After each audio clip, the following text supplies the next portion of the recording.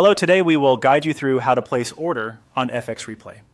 To begin, open FX Replay and go to the Getting Started page.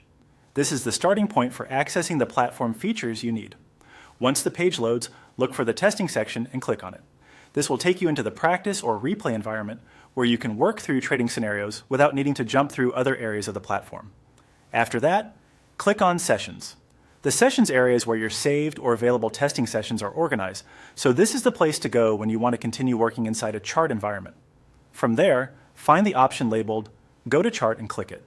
This opens the chart view, which is where you will actually place the order. When the chart is open, move to the top of the screen and click Place Order. This opens the order entry panel. Take a moment here to make sure you are on the correct chart and ready to enter the details carefully, since this is where your trade setup is defined. Next, select either Buy or Sell.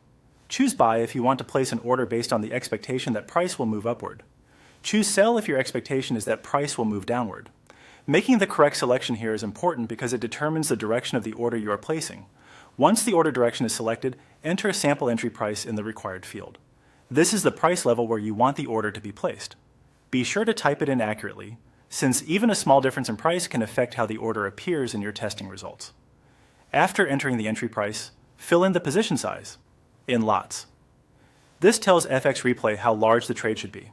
If you are practicing, it can be helpful to double-check this field before moving on, especially if you want your session results to reflect a specific risk or trade size.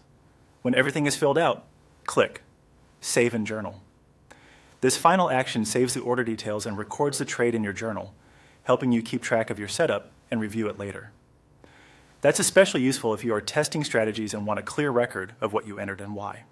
And that's it. You've successfully placed an order in FX Replay, from opening the testing session all the way through saving and journaling the trade.